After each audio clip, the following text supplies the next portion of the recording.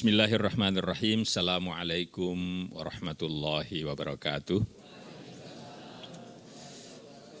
Innal hamdalillah wassalatu wassalamu ala Rasulillah Sayyidina Muhammad ibn Abdillah. Subhanaka la ilma lana illa ma 'allamtana innaka antal alimul hakim. Yang sama-sama kita hormati Ketua Umum Yayasan Pendidikan Internal Audit, mudah-mudahan tidak salah ya Pak. Ya.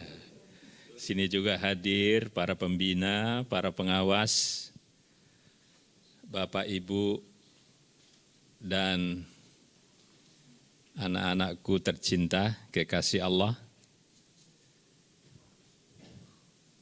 Kita tentu bersyukur, alhamdulillah kita bisa masih menikmati udara segar, pemberian Allah gratis, masih bisa melihat matahari, dan tentu saja yang terutama masih bisa melaksanakan perintah-perintah Allah Subhanahu wa Ta'ala.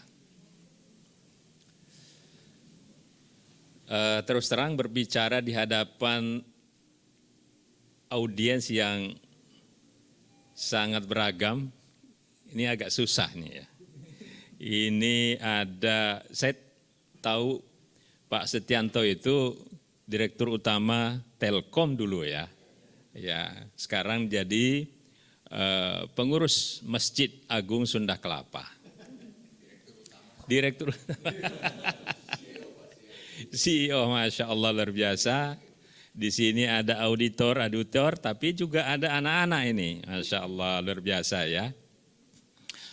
Kalau begitu meskipun topiknya itu Ramadan sebagai candra di muka, saya ingin membawakan satu topik subtema begitu ya, yang akrab dari bapak-bapak dan anak-anakku sekalian. Biasanya kalau auditor itu selalu bawa pensil ya Pak? Iya kan? Laptop sekarang ya, laptop. Adik-adik juga begitu. Nah ada yang menarik itu tentang bagaimana kita mengubah sikap yang memang dilatihkan oleh Ramadan. Nah saya mau ambil filosofi pensil. Mudah-mudahan belum pernah dengar ini Bapak Ibu ini. Filosofi pensil, ini menarik filosofi pensil itu. Sedikit ke atas deh. Saya tingginya 174 Pak. Ya cukup. Kalau usia juga 70, jadi agak dekat-dekat sedikit dengan Pak Darwis juga nih beliaunya. Iya. Mari kita lihat filosofi pensil. Nomor 1, pensil itu, ya, pensil selalu bergerak sesuai dengan gerakan jari-jari tangan yang memakainya. Kita menulis, itu akan sesuai dengan gerakan-gerakan itu. Maknanya apa? Dalam kehidupan ini, mestinya kita juga senantiasa mengikuti kudrat dan iradat Allah Subhanahu wa Ta'ala. Karena ternyata Bapak Ibu, anak-anakku sekalian, seluruh alam ini itu bertasbih kepada Allah. Ini ayatnya ada dalam Quran. Ya. Bertasbihnya itu adalah mereka tunduk terhadap sunnatullah, tunduk pada hukum yang telah ditetapkan oleh Allah. Saintis mengatakan hukum alam, tetapi kita menyebutnya sunnatullah atau hukum Allah. Semua benda-benda ini di alam ini itu patuh kepada hukum yang sudah ditetapkan oleh Allah. Air itu selalu mencari tempat yang rendah dimanapun. Yang namanya liquid, cairan, mesti selalu mencari tempat yang rendah. Oh bisa kok naik. Iya kalau diberi tekanan, tapi pada saatnya dia turun lagi. Saya pernah bertanya sama ahli fisika kuantum, yang menyatakan bahwa semua benda-benda di alam ini, apapun bentuknya, itu molekul-molekulnya, atom-atomnya itu berputar 24 jam. Persis perputaran orang tawaf itu, muternya ke kiri. Jadi seluruh benda-benda angkasa, matahari, bulan, ya semuanya, Jupiter, Pluto, itu semua berputar ke kiri itu. Maka itu sebabnya Bapak Ibu, kita tidak pernah melihat ada lomba lari di stadion yang mengitari stadion itu muter ke kanan, enggak pernah. Ya. Itu pasti ke kiri itu, persis orang tawaf itu. Jadi tawaf itu merefleksikan perputaran alam ini. Bahkan ahli fisika mengatakan begini, semua benda-benda yang wujud itu, ini mikrofon, karpet yang Bapak Ibu duduki, itu atom-atomnya itu berputar 24 jam. Kenapa enggak terlihat? Karena kecepatannya. Kecepatannya berapa? 1 minus 1 pangkat 9. Minus 1 pangkat 9 detik. Jadi detik itu dibagi 1 miliar. Semua benda yang bergerak cepat tidak akan ditangkap oleh mata. Jadi boleh jadi malaikat itu karena kecepatannya luar biasa nggak bisa lihat. Kipas angin saja, kipas angin, kalau dia diam kan kisi-kisinya terlihat tuh. Tapi kalau dia bergerak, semakin cepat dia bergerak, semakin tidak terlihat. Segala benda yang bergerak cepat itu tidak ditangkap oleh mata. Ada 2, mata kita itu hanya bisa menangkap, bisa dia berwarna. Jadi kalau ada benda yang tidak berwarna tidak akan dilihat, dan ada cahaya. Nah, jadi ada 3 itu. Dia berwarna, jadi mengapa orang kalau buang angin itu enggak kelihatan, tapi baunya ada. Warnanya tidak ada, Pak. Kalau ada berwarna itu udah ampas yang keluar itu. Ya, angin tidak terlihat karena dia tidak berwarna. Dan juga ada cahaya, mesti ada sinar. Kalau tidak ada sinar kita tidak bisa melihat manusia. Tapi tikus itu walaupun tidak ada cahaya, dia bisa melihat. Jadi Bapak Ibu jangan terlalu sombong kita, itu kalah sama tikus itu dalam hal penglihatan. Oke, kita kembali. Kalau saja benda-benda, seluruh benda-benda di alam ini bertasbih kepada Allah, tunduk patuh terhadap kudrat dan iradat Allah, mengapa pula kita menentang? Banyak orang yang menentang. Ya. Orang yang tidak saum, orang yang tidak melaksanakan kewajiban-kewajiban itu artinya menyalahi kudrat dan iradat Allah Subhanahu wa taala. Jadi itu satu ya. Nah, yang kedua, karena nanti ada tanya jawab. Yang kedua, pensil itu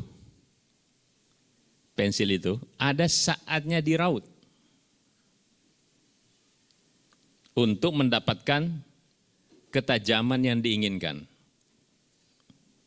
Pada saat diraut, andai kata pensil itu bisa berteriak, dia berteriak sakit karena pakai pisau itu. Ya. Maknanya apa? Dalam kehidupan ini kita sebagai manusia ada saatnya juga kita menajamkan pensil-pensil kita yang boleh jadi sudah tumpul. Ramadan ini adalah salah satu bentuk kita menajamkan kembali pensil-pensil batin kita yang boleh jadi selama 1 tahun itu selalu dipakai dan tumpul. Nah, oleh karena itu, berdasarkan filosofi yang kedua ini, ada saat-saatnya memang kita harus menajamkan pensil-pensil batin kita untuk mendapatkan ketajaman yang dikehendaki.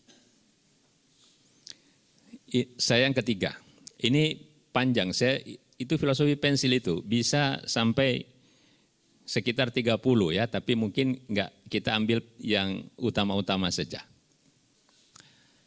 Yang ketiga, pensil itu Yang terpenting itu adalah grafitnya, yang hitam di dalamnya itu. Ya. Kalau ada pensil, sekali dipakai patah, kedua kali dipakai patah, itu pensil itu nggak bagus itu. Maknanya apa? Yang terpenting dalam kehidupan kita, seorang manusia, seorang hamba itu adalah hatinya, bagian dalam dari dirinya. Kalau yang di dalam itu bagus, maka dia akan memancar keluar. Hadisnya ada. Ya. Kalau hati itu baik, maka keseluruhan kehidupan kita akan baik. Sebaliknya pun juga demikian. Kalau hati kita itu jahat, maka tampilan kita bertetangga, bersama dengan kawan, dengan atasan dan sebagainya, maka yang keluar adalah keburukan-keburukan. Ya. Dalam sebuah hadis itu dikatakan begini, inna fil jasadi mudghah, di dalam jasad kita itu ada sepotong daging. Tapi ini mesti difahami sebagai metafor. Karena hati yang dimaksud dalam ajaran Islam itu, qalbu itu bukanlah liver. Tapi dia bersifat rohani. Kata Nabi, idza saluhat saluhal jasadu kulluh, kalau hati itu bersih, maka dia akan memancar dan totalitas jasad manusia itu, kehidupan manusia itu akan baik. Sebaliknya pun juga demikian. Jadi yang pertama harus kita betulkan adalah niat kita dalam hati, kita harus hindari hal-hal yang kemudian menjadi sarang penyakit hati. 3 4. Filosofi pensil yang keempat. Pensil itu ada banyak ragamnya. Ya. Ada pensil yang biasa digunakan tukang jahit. Ada pensil yang biasa digunakan tukang kayu. Ya, biasanya warna merah itu Pak ya. Kalau yang seumuran dengan saya pasti tahu Pak. Itu biasa diselipkan di kuping ya. Tapi kalau yang muda-muda sudah nggak pernah lihat Pak. Jadi tukang kayu itu ada pensilnya gepeng itu warna merah. Kalau habis dipakai langsung ditaruh selipkan di kuping. Daun kuping maksudnya. Ada gampang dipakai. Ada pensil yang khusus dipakai pelukis untuk membuat sketsa. Ada pensil yang digunakan oleh anak sekolah kalau menjawab pertanyaan itu yang bisa dibaca oleh komputer. Maknanya apa? Dalam kehidupan ini kita beraneka ragam. Bermacam-macam. Kita harus menghargai perbedaan itu. Berbeda dari sisi bahasa, warna kulit, keyakinan, macam-macam perbedaan itu. Kita harus menghargai perbedaan itu. Dan perbedaan di alam ini itu adalah keniscayaan yang dikehendaki oleh Allah Subhanahu wa taala. Ada satu ayat dalam Quran mengatakan, walau syaa rabbuka, seandainya Tuhanmu menghendaki, la amana man fil ardi kulluhum jami'a, akan dibuat semua orang itu beriman kepadanya. Artinya ada orang yang tidak beriman sebagaimana yang dikehendaki oleh Allah. Tetap kita harus menghargai karena perbedaan itu adalah niscaya. Kita lihat di alam ini Bapak Ibu, enggak usah jauh-jauh, hewan saja misalnya. Hewan itu aneka ragam kan? Ada yang senangnya makan daging, karnivora. Ada yang senangnya makan dedaunan, sayur-sayuran, herbivora. Ada yang makannya serangga, insektivora, dan sebagainya. Andai saja hewan-hewan itu makanannya cuma satu jenis, katakanlah herbivora semua, makan dedaunan, maka hampir dapat dipastikan ibu RT enggak akan dapat sayuran di tukang sayur itu. Sudah habis dimakan oleh makhluk-makhluk itu. Karena mereka tidak tahu halal haram, mana ditemu langsung dimakan saja. Tapi kita bersyukur Allah membuatnya beragam. Kelinci tidak suka daging, kucing tidak suka kangkung. Sehingga kita kebagian barang-barang itu, tidak semuanya habis dilahap itu. Katanya yang justru serakah itu manusia kan, karena omnivora. Ya, semuanya dimakan. Aspal dimakan. Tiang listrik dimakan. Nah, omnivora itu. Jadi keberagaman itu kita harus hargai apapun bentuknya. Ya. Nah, jadi ini penting dalam kehidupan. Filosofi pensil selanjutnya. Pensil itu bisa membuat lingkaran, ya bisa. Tapi tidak sebagus lingkarannya, tidak sebudak lingkarannya kalau tidak dibantu oleh jangka. Pensil itu bisa membuat garis lurus, tetapi tidak selurus kalau dibantu dengan penggaris. Maknanya apa? Dalam kehidupan ini tidak ada orang yang bisa melakukan segala hal sendiri. Maka kita perlu bersinergi. Dalam kehidupan enggak ada orang yang bisa melakukan semuanya, segala hal. Sudah banyak yang pernah mencoba hidup sendiri, dia membuat garam sendiri, bingung juga. Nanti membuat peralatan enggak ada dan seterusnya. Enggak bisa, manusia itu tidak bisa. Bahkan manusia itu saking lemahnya, dalam Al-Quran itu disebut itu. Makhluk yang paling lemah itu adalah manusia. Pada saat dia dilahirkan. Khuliqal insanu dhaifan, diciptakan manusia itu sangat lemah. Dan ini bisa dibuktikan pada saat persalinan itu. Kalau manusia itu ibu-ibu melahirkan, paling tidak kan ditolong oleh dokter, kalau enggak ada bidan, kalau enggak bidan dukun beranak, gitu ya. Nah, kalau di zaman saya masih dukun beranak itu. Tapi kalau hewan kan tidak, hanya di kebun binatang itu ya ada dokter hewannya itu. Kalau di alam liar itu merojol aja sendiri itu. Ya. Dan hebatnya itu dalam waktu hitungan menit, jam langsung bisa berdiri dan cari makan sendiri. Bandingkan dengan manusia, berapa lama kita dirawat oleh ibu. Itu sebabnya mengapa kambing itu tidak ada kewajiban untuk berbakti kepada orang tuanya. Nah, kalau manusia, ini adik-adik semua itu kan sampai sekarang dikasih uang jajan, dikasih, ada yang kalau tidak dari orang tua ada yang ngasih, seperti hari ini ada yang memberikan itu. Kita enggak pernah itu mengumpulkan kambing-kambing kasih paket lebaran kan? Enggak ada. Jadi manusia walaupun kemudian diberi akal, tetapi pada awal kehidupannya manusia itu sangat lemah. Nah, oleh sebab itu kita selalu harus bersinergi.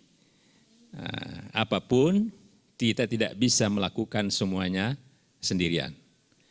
Di dalam keluarga, dengan siapa saja, tetangga.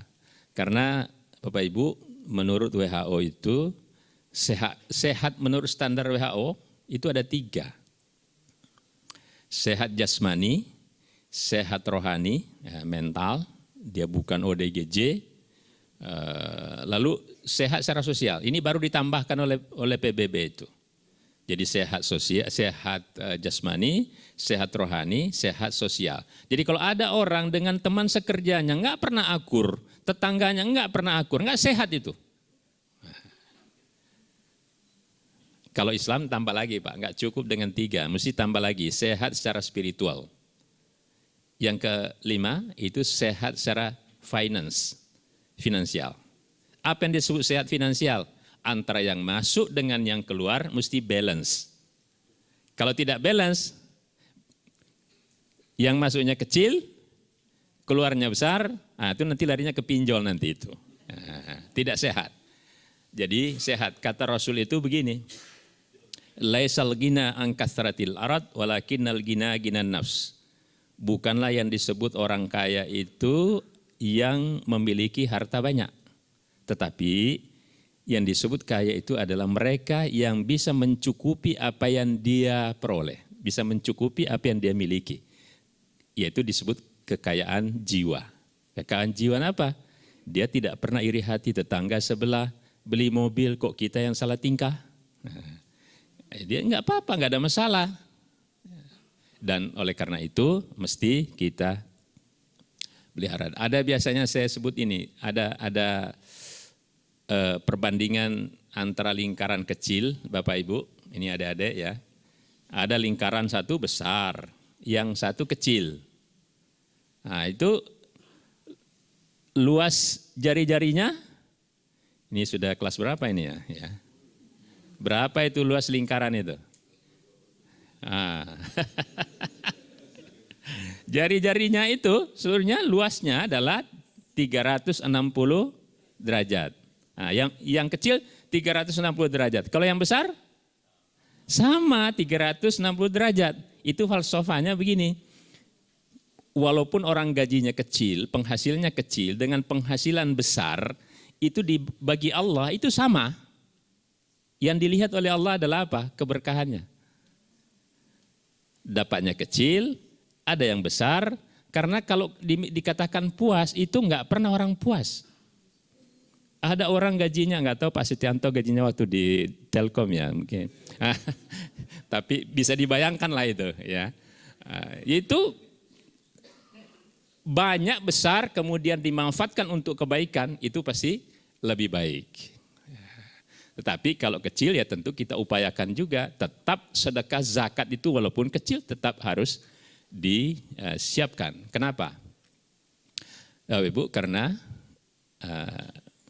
jadi gini, kalau ada sumur, tapi kalau sumurnya orang di Jakarta sudah enggak kelihatan ya. Kalau di kampung Pak itu sumurnya kan ini pakai timba itu. Nah, kalau ada sumur selalu diambil airnya itu diambil dipakai tetangga orang ngambil air itu dipakai untuk nyiramin tanaman, itu pasti sumurnya itu bersih. Tapi kalau ada sumur ditutup saja, enggak pernah diambil airnya, diendapkan saja begitu, itu pasti sumurnya itu kotor. Kira-kira gambarannya seperti begitu. Baik, saya lanjut. Filosofi berikutnya. Pensil itu ada saatnya patah. Jatuh, patah, 2, 3. Tapi meskipun patah, itu patahannya kita ambil lalu diraut lagi, itu bisa dipakai. Bisa digunakan. Maknanya apa? Dalam kehidupan ini boleh jadi kita ditimpa musibah. Beruntun pula musibah itu. Sudah jatuh ketimpa tangga lagi, istilah pepatahnya kan begitu. Kita tidak boleh putus asa. Karena Allah selama orang itu mau bergerak mesti mendapatkan anugerah dari Allah. Dijamin dalam Al-Quran itu. Wa ma min dabbatin fil ardi illa 'alallahi rizquha. Tidak ada sesuatu yang bergerak di muka bumi kecuali Allah siapkan rezekinya. Tapi syaratnya bergerak ya. Nah, kalau cuma diam nggak dapat tuh. Saya biasa memberikan contoh Pak, cicak ya. Nah, kini bersih nggak ada cicak kelihatan ya, insya Allah ya di luar sana. Cicak itu makanannya apa adik-adik cicak itu? Nyamuk, serangga ya. Nyamuk itu terbang kan? Ya, cicak nggak bisa terbang. Tapi kita nggak pernah melihat ada cicak yang mati bergelimpangan karena kelaparan. Selama dia mau keluar mencari cahaya, nah dia dapat rezekinya di situ. Tapi kalau dia ngendap saja di sarang, enggak dapat ya. Jadi syaratnya dalam Al-Quran itu, min dabbatin itu bergerak. Jadi selama orang itu mau mencari penghidupan, pasti akan mendapatkan rezeki.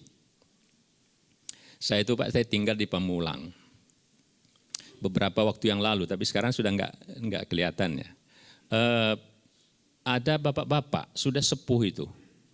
Bawa tuh meja Pak, bawa meja kursi di Banggul Pak. Dalam pikiran saya, siapa yang mau beli kayak begini nih, masuk di komplek-komplek itu. Tapi besoknya minggu depan ada lagi, artinya kan hidup dengan itu.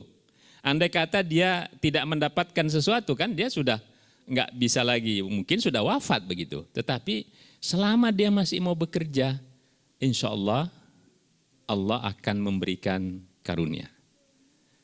Nah, jadi penting kita dilarang oleh Allah berputus asa dalam hal apapun. La taqnatu mir rahillat wa la ta'asu mir rahillah, jangan pernah engkau berputus asa dari rahmat Allah. Walaupun orang sudah sampai di titik nadir, itu dulu waktu tsunami di Aceh itu, ada yang habis semuanya. Saya kira juga perang seperti di Palestina atau di Iran atau di mana saja sekarang itu kan bisa menghabiskan orang itu. Apapun keluarganya, hartanya dan sebagainya. Tapi oleh Allah tidak boleh berputus asa. Tidak ada kamusnya orang Islam berputus asa. Baik. Filosofi selanjutnya. Setuju ya Pak ya?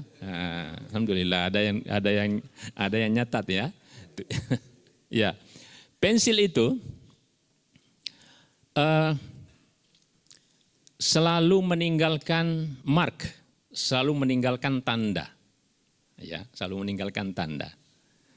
Jadi kalau orang nulis, kan ada tandanya kan? Ada ya. Maknanya apa dalam kehidupan? Semua dalam kehidupan kita, apapun aktivitas yang kita lakukan, itu selalu meninggalkan jejak. Kalau sekarang bahasanya jejak digital. Jadi mau transfer kemana dan sebagainya, tercatat semua itu bisa walaupun sudah di delete itu bisa dilihat itu. Apalagi yang namanya perbuatan baik, perbuatan buruk itu malaikat sudah mencatat itu. Semuanya akan terekam. Jadi di dalam Al-Quran itu disebut kiraman katibin. Jadi ada malaikat yang mulia yang selalu mencatat semua aktivitas kita. Kita dulu diajari di sekolah ada malaikat raqib, ada atid. Ya. Dua-duanya mencatat. Dan itu semua ada jejak digitalnya, nanti di yaumil qiyamah itu dibuka itu. Rupanya Pak Ustadz begini ya. Itu kalau jelek ya Pak, tapi kalau bagus ya alhamdulillah. Nah itu jejak-jejaknya selalu ada. Oleh karena itu sebelum kita melakukan tindakan apalagi, tindakan-tindakan misalnya pemalsuan, tindakan hal-hal yang tidak baik, mungkin tidak tampak hari ini, tapi suatu saat kata orang bijak itu tidak ada kejahatan yang sempurna. Itu pasti ada cara-cara untuk menelusurinya itu. Dan yang pasti malaikat sudah mencatatnya dan akan ditunjukkan di yaumil qiyamah nanti itu. Kedelapan, kan tadi bisa mencatat ya, pensil itu kadangkala menulisnya salah. Salah, kita nulis salah. Ya. Tapi ambil penghapus, lalu hapus, lalu perbaiki tulisannya. Nah, maknanya tidak ada seorang manusia yang mulai dari lahir, mulai dari berinteraksi dengan manusia yang tidak pernah salah sampai wafat. Pasti ada khilaf itu. Tetapi ada orang yang mengakui kesalahannya dan dia menyatakan saya keliru, saya akan perbaiki ke depan. Orang berdosa ada mekanisme yang namanya taubat, kembali. Itu harus dilakukan. Cuma pesannya begini, jangan sering-sering membuat kesalahan, nanti kertasnya itu kotor atau bahkan bisa sobek. Melakukan kesalahan yang sama. Mesti kita perbaiki. Dalam hadis Nabi itu dikatakan, wa'at bi'is sayyi'atal hasanata tamhuha. Ikutkan kebaikan-kebaikan terhadap kesalahan-kesalahan yang pernah engkau berbuat. Nah, jadi kalau kita sudah tahu saya pernah salah, kita perbaiki dan kita ikutkan perbuatan-perbuatan lainnya untuk menutupi kekurangan atau kesalahan atau kekhilafan yang pernah kita lakukan itu. Saya harus lihat jam ya, nah, masih banyak insya Allah. Sudah yang keberapa Pak? Yang sana yang ke-8 atau yang ke-9 nih? Oke, yang ke-9. Ya. Pensil itu tampaknya kan sederhana, tapi seringkali menemani orang-orang hebat. Bapak Ibu saya kira sering di hotel ya. Biasanya di hotel itu kalau ada seminar, ada pertemuan rapat dan sebagainya, itu tersedia ada notebook, kemudian Kertas itu, notes ya, sama pensil Pak. Ya, artinya kesederhanaan itu tidak selalu menunjukkan bahwa kita bisa berpenampilan sederhana, tetapi bisa melakukan yang terbaik. Ya, jadi nggak perlu sombong. Sederhana saja, tetapi ketika diminta melakukan sesuatu yang boleh jadi jarang orang yang bisa melakukan, kita tampil. Nah, itu menemani orang-orang hebat, ya entah di pesawat, entah di mana, itu suka ada pensil Pak. Itu ya. Nah, bahkan nanti yang ke-10-nya, pensil itu adalah satu-satunya alat tulis yang bisa digunakan di mana saja. Para kosmonot itu, Bapak Ibu, astronot, itu selalu membawa pensil Pak. Kalau in case ini elektronik ini enggak jalan, pakai pensil untuk mencatat itu. Kenapa? Kalau pulpen yang tinta itu, kalau di angkasa luar kan tidak bisa itu Pak. Tidak bisa turun tintanya. Dia melayang-layang, jadi nggak bisa dipakai itu pulpen itu. Tapi kalau pensil, no problem. Dia bisa dipakai. Andai kata ada kertas yang tahan air, itu pensil itu bisa dipakai di tengah samudra. Maknanya apa? Dalam kehidupan ini seorang hamba mestinya itu serbaguna, dimanapun dia bisa bermanfaat. Ada tetangganya yang mendapat musibah, dia ringan tangan, membantu. Ada saudaranya yang mendapat musibah dan seterusnya, dengan sigap dia memberikan perhatian dan bisa membantu. Artinya, mesti selalu bermanfaat dimanapun berada. Kata hadis Nabi, khairun nas anfa'uhum linnas. Sebaik-baik manusia adalah yang bermanfaat bagi sesamanya. Nah, kalau ini bisa kita pegang, luar biasa, dimanapun, dalam soal-soal apapun, kita siap untuk melakukan apa yang mesti kita lakukan. Dengan demikian, hidup ini bisa menjadi bermakna, karena disebut Rasul itu sebaik-baik manusia. Mereka yang memberikan manfaat kepada orang banyak. Ramadan mengajarkan kita untuk itu, Bapak. Jadi mengapa kita berpuasa? Kita juga merasakan bagaimana penderitaan orang-orang yang kesulitan makan. Lalu satu paket itu ya. Jadi puasa itu kan sudah diwajibkan umat-umat terdahulu ya. Nabi Adam itu puasa dari mulai terbit fajar, nanti maghrib, minum air sedikit, sekedar biji-bijian, kemudian berpuasa lagi sampai sahur. Sampai sahur. Nanti sahur, makan sahur, fajar, mulai lagi imsak, sampai nanti tiba maghrib. Nabi Musa itu puasanya 40 hari. Jadi semua umat-umat terdahulu itu melakukan hal yang sama. Jadi dalam Islam itu ada yang disebut syar'u man qablana, syariat yang dilakukan umat-umat terdahulu. Jadi kalau ada ibadah yang sudah dilakukan oleh umat-umat terdahulu, itu pasti ibadah itu sangat urgent, sangat penting bagi kita. Kurban dimulai dari mana, Pak? Ya, sebetulnya bukan dari Ibrahim, Pak. Memang yang spektakuler itu Ibrahim. Itu dalam Al-Quran disebutkan itu. Dari Nabi Adam ya. Ya, betul. Ini ayatnya begini. Watlu alaihim naba abnai Adama idh qarraba qurbanan fatuqubbila min ahadihima wa lam yutaqabbal minal akhar. Bacalah sejarah, kata Al-Quran ini, bacalah sejarah ketika dua anak Nabi Adam diperintah untuk berkorban. Yang satunya mengambil hartanya yang sudah abkiran, yang satu mengambil yang terbaik, yaitu Habil, mengambil dombanya yang paling gemuk, lalu fatuqubbila min ahadihima wa lam yutaqabbal minal akhar. Yang satu ditolak, yang satu diterima. Kurbannya Habil itu yang diterima dan menjadi makmur sesudah itu. Sementara kakaknya Qabil tidak diterima dan menjadi morat-marit hidupnya. Akhirnya kemudian dia iri hati lalu membunuh adiknya itu. Jadi kurban itu sudah ada, haji sudah ada ya dari Nabi Adam. Walaupun Nabi Ibrahim yang diminta mengundang semua manusia untuk berhaji. Nabi Adam itu sudah tawaf Bapak Ibu di tempat tapi belum ada bangunannya ya. Masih tanah kosong. Ya, masih tanah kosong. Ayatnya dalam Quran inna awwala baiti wudi'a lin-nasi lalladzi bi Bakkata mubarakan dan seterusnya itu sudah ada. Nabi Adam itu tawaf mengelilingi sama dengan kita tawaf itu. Waktu Nabi Nuh diutus, dia taruh batu di situ. Batu bersusun-susun.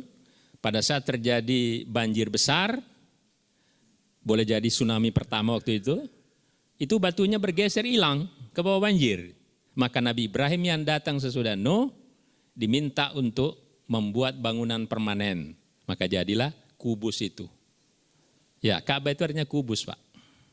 Jadi Ka'bah itu kubus. Ya, cuma kubus itu arti harfiah. Ketika orang bilang Ka'bah ya itu yang kita lihat dan kita menghadap pada saat sholat itu. Sholat juga sama. Unsur utama sholat itu sujud dan ruku. Sejak Nabi Adam itu sudah ada sujud. Kan dia diperintahkan semua makhluk yang ada di surga pada saat itu ya sujud kepada Adam. Tapi mufassir lain mengatakan tetap sujudnya kepada Allah atas penciptaan Adam. Karena bagi yang mufassir ini mengatakan kita tidak boleh sujud kepada makhluk. Jadi mufassir itu ada dua. Satu mengatakan usjudu li Adam, sujud kepada Adam. Yang satu sujud kepada Tuhan, kepada Allah atas terciptanya Adam itu. Waktu Nabi menerima Isra Mi'raj itu, menerima sholat, kan kisahnya itu waktu sampai di Masjidil Aqsa, beliau memimpin, mengimami sholat para nabi kan. Nah, sholat apa yang dilakukan? Baru mau nerima. Nah, itu sholat umat-umat terdahulu itu. Jadi sudah ada, cuma waktunya yang berbeda, jumlahnya yang berbeda. Sholat 5 waktu diterima oleh Nabi. Jadi sekali lagi semakin bermanfaat seseorang semakin baik. Filosofi selanjutnya. Ya. 11 ya Pak? Ya. Filosofi yang ke-11. Pensil itu karena bentuknya itu bulat, jadi harus disimpan baik-baik supaya jangan gampang hilang. Nah, jadi pensil itu gampang menggelinding, sehingga mesti ditaruh di tempatnya yang memang rapi, sehingga dengan demikian dia tidak gampang hilang. Maknanya apa? Dalam kehidupan ini ketika kita beramal, itu pahala itu dijaga baik-baik, jangan sampai ludes. Kok bisa? Bisa Pak. Nah, jadi kalau ini seperti bulan puasa nih, mungkin kita memberikan nafkah, memberikan sedekah, memberikan apa, kita tolong orang-orang yang sangat memerlukan. Ya, kita berikan. Nah, kalau suatu saat ketika kan seringkali orang begini, tahu nggak si Anu itu, si A itu, si Fulan, dulu waktu masih kere, saya lah yang membantunya itu. Sekarang sudah jadi orang, lupa berterima kasih. Nah, itu hilang tuh Pak pahalanya tuh. Ya. Atau ada ibadah yang dilakukan dengan ria. Ria itu ingin pamer Pak ya. Nah. Tapi jangan dibalik Bapak ya, jangan dibalik bahwa kan soalnya ada juga pernah saya jumpai Bapak di tempat lain. Jadi waktu dia ngasih celengan di masjid itu, dia sembunyikan tangannya begini di belakang, tangan kirinya Pak. Nah, kenapa Pak? Iya Pak, kan hadisnya mengatakan apa yang diberikan tangan kananmu jangan diketahui oleh tangan kirimu, gitu kan. Nah, dia sembunyikan gitu. Nah, bukan begitu, maksudnya adalah jangan dipamer-pamerkan, jangan. Tapi tidak perlu juga khawatir nanti dilihat orang lain. Kan ada juga itu takut sekali. Kenapa enggak ini? Enggak Pak. Tidak. Jadi ria itu ada di sini Pak. Jadi enggak apa-apa dilihat orang. Bapak jangan, kenapa enggak sholat? Enggak Pak, dilihat orang. Saya mau sholatnya di kamar kecil, di tempat yang tersembunyi. Enggak perlu juga, enggak ada masalah. Kan walaupun dilihat orang lain, kita menyumbang. Bahkan ada hadis Rasulullah yang mengatakan, kalau dalam rangka kita memotivasi orang melakukan satu kebaikan, enggak apa-apa ditunjukkan. Maka itu amma binikmati rabbika fahadis, itu enggak apa-apa ditunjukkan, diceritakan. Jadi jangan takut Bapak Ibu kalau misalnya ada list, Bapak menuliskan, yang penting di hatinya tidak ada unsur ria, kan di hati kan itu masalahnya. Dan harus diketahui Bapak Ibu, ikhlas itu bukan tidak orang yang tidak mau menerima gaji ya, itu keliru itu. Ya, saya pikir kalau ikhlas itu tidak mau menerima gaji, kan begitu kan bahasanya itu hanya kepada Allah dan Ibu mau menegur saya? Enggak. Ya nanti. Ya maksudnya Pak. mau tanya jawab ya? Ya, Oke baik, saya percepat ya. Saya percepat, tadinya saya mau cerita tentang ikhlas tapi enggak apa-apa. Jadi begini, yang disebut ikhlas itu paralelnya antara apa yang ada dalam hati dengan apa yang kita kerjakan. Itu namanya ikhlas. Bukan tidak mau upah, tidak mau gaji. So, kalau itu, kita semua di sini enggak ada yang ikhlas Pak. Karena kalau sudah tanggal 33, gaji belum keluar, pasti teriak semua kan. Jadi ini paralelnya antara apa yang ada dalam hati dengan yang kita kerjakan. Saya beri contoh sederhana biar bisa kita pahami ikhlas itu. Jadi kemarin ada kawan saya, dia direktur sebuah ekspedisi pengantaran barang kereta api itu. Ya. Tempatnya itu lantai 2, musolanya. Jadi si direktur ini bertanya, Ustadz, itu sholat duha itu berapa rakaat? Nah, saya jawab, kalau biasa lakukan Nabi itu 8 rakaat, 2-2, 8 rakaat. Bisa 2 saja sampai 8. Oh, ada karyawan saya itu bisa sampai belasan rakaat. Kok bisa? Jadi rupanya sering kalau jam-jam 9, itu kan ekspedisi Pak, itu jam-jam sibuknya, itu jam-jam 8-9 itu kan pagi itu. Jadi selalu minta izin pada jam-jam sibuk itu untuk sholat duha. Iya. Nah ada yang disuruh direkturnya itu coba lihat apa yang dilakukan setiap kali sholat, memang sholat. Tapi setelah 8 rakaat itu dia mepet dulu ke dinding, lihat ke bawah orang masih ngangkat barang apa belum, apa sudah selesai. Masih tambah lagi Allahu Akbar. Selesai salam mepet lagi ke dinding. Lihat lagi, oh masih, nambah lagi Allahu Akbar. Nah ini namanya ria, tidak ikhlas walaupun dia tidak pamer. Kenapa? Berbeda antara yang ada di hatinya dengan yang dia kerjakan.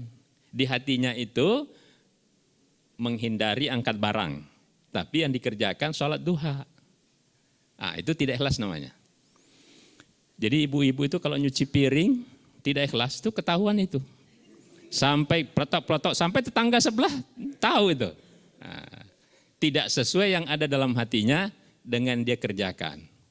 Tapi ibu-ibu, bapak-bapak juga begitu juga. Kalau bonceng kemudian mengantar kemana tidak ikhlas, itu ngerem aja pasti nggak enak tuh. Oke, kita lanjut. Filosofi pensil berikutnya. Saya ambil 2 terakhir ya, 2 terakhir. Pensil itu ada kalanya pendek, ya. Tapi sependek-pendek pensil itu masih ada manfaatnya. Paling tidak untuk ganjel pintu, ya.